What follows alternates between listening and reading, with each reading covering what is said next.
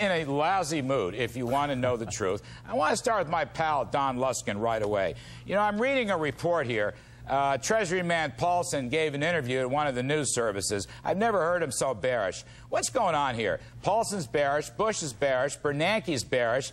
Then we got all these economists. Summers is bearish, Feldstein's bearish, Lindsay's bearish. The Republicans sound like Democrats on tax rebates in Washington. Helicopter Ben wants to pour money onto the economy. What the heck kind of country is this? This is not Goldilocks. This is not free market capitalism, Don Luskin. What is going on here? Just a few weeks ago, we had big GDP reports. Now it's a doom and gloom swoon. Gosh, where do am I supposed to make you feel better? Well, let's see. Why is everybody so bearish? Maybe you answered your own question. It's when Republicans sound like Democrats, that's actually a good reason to be bearish. Yeah. If we're going to have stimulus here, the last thing we need to do is have Hank Paulson sound like Larry Summers, where the best idea we've got is to extend unemployment benefits and give tax breaks to people who don't pay taxes in the first place. Those are terrible, terrible ideas. I'm not so sure the economy needs stimulus anyway, whatever that is. Why don't we just take away some of the disincentives to growth? Why don't we cut the cap gains tax to zero? Why don't we cut the corporation income tax to zero? Why don't we do something right? No, much better, Art Laffer. Let's everyone just write checks, okay? Mr. Bush is going to write checks. Senator Clinton is going to write checks. Senator Clinton's going to write $70 billion worth of checks. Just give it away, okay? In the 1970s, Arthur, we called that dropping helicopter money from the sky. Bush's Don Luskin, just to look at this, some of these credit spreads are coming in. LIBOR spreads are coming in, the commercial paper spreads. In fact, we printed 2 weeks in a row, asset-backed commercial paper actually went up. Right. I regard these market mergers, Bank of America and Countrywide and so forth, J.P. Morgan may be buying Washington Mutual. I think that's good. That's the market at work, consolidating asset prices. In other words, I don't believe things are this bad. I don't buy it for 1 second, and while you're going to respond to that, I want to put a chart up. Trade exports. The export side is very strong, despite what Doug Cass just said. We got some new numbers today. American exports are, in fact, booming. Don Luskin, are things this bad? No, what we're seeing is a little slowdown like we've seen several times in this expansion. That is the lagged result of the credit crisis that started 6 or 7 months ago. And for all the reasons you just pointed out, Larry, the credit crisis is actually healing, even though the real economy is just now experiencing the wave front of the problems that started long ago. So as long as that healing process keeps going, and the Fed is going to see to that and then some, this will just sort of pass through the system like a pig passing through a python. And 6 months from now, this thing will be excreted at the end of the python, and we're going to be done with it. Sorry for the imagery. Are you buying stocks, Don? Are you buying sectors? What are you doing? Oh, my God. You've got to be buying stocks here. There is just an absolute panic going on. You've just got to buy them. This is just total capitulation. And here, here's a little quiz for everybody on your panel. Let's say we are going into a recession. Does that mean you should sell stocks?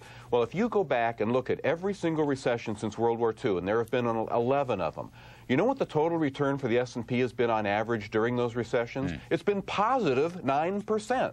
The worst S&P performance during recession was in the recession of the 70s when it was down 8%. There have only been 3 other losers. They've been 1% each, and a whole bunch of others. We had a 24%er, a 19%er, an 18%er.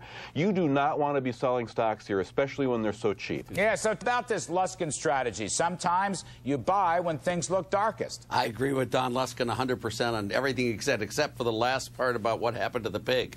That was a little bit strong. But other than that, I do agree with him all the way. And the real federal funds rate, I think we actually have one, using actually to get the funds rate down to 375, if you take out the inflation adjusted, look at the plunge in the real funds rate. It's going to be down to 1.5%, about half of the 3%, Don Luskin. Now, is that bullish or bearish? I mean, that's the thing. The question is, are we inflating without knowing we're inflating, that is the Federal Reserve, in which case it's a sell signal, or are they acting properly, as Art Laffer would say, because there's no inflation problem?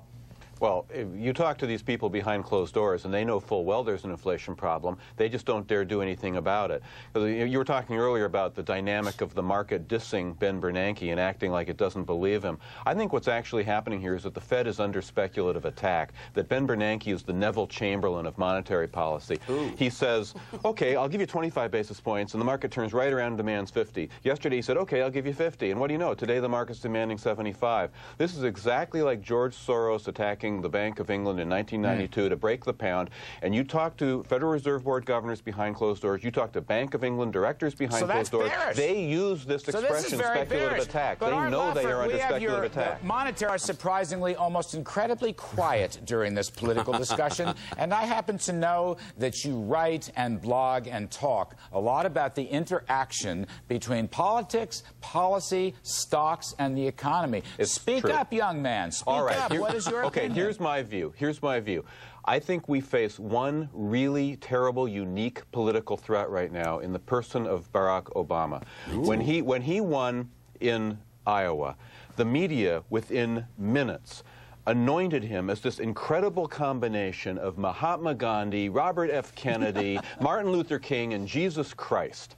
Now, if you look at what he actually believes from an economic policy standpoint, he's pretty identical to Hillary, except he's worse. He wants to just change all tax rates to 40%, including capital gains and everything else. He's terrible.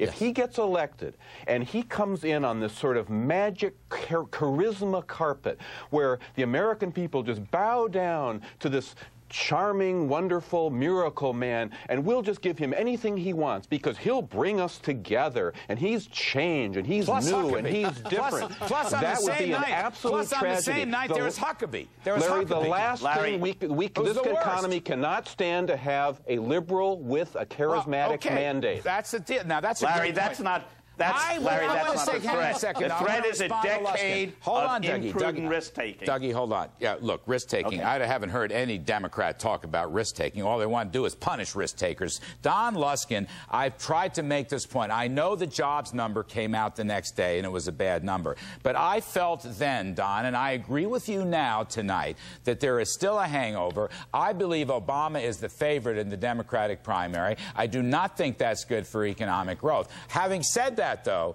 Huckabee is still in the race for the Republican primary. I don't much care for that either. I'm putting my cards on the table. Yeah, I don't care for him either. I mean, he's a Wall Street basher, and he calls the Club for Growth the Club for Greed. But if you look at his tax policy, he says he wants to do the fair tax. Now, there's all kinds of mysteries about whether the fair tax is really feasible, but the idea of replacing all income taxes, including capital gains taxes, with a single federal sales tax, I mean, it sounds good. Yeah. I mean, but that's so. Well, he's given a speech unfeasible today. He's given a speech today at the Detroit Economics Club. I had dinner last night with his top guy, his head of his finance committee and his policy committee, who tells me he's going to quit bashing Wall Street. He realizes he was wrong. So I want to leave the door open for Huck on that point.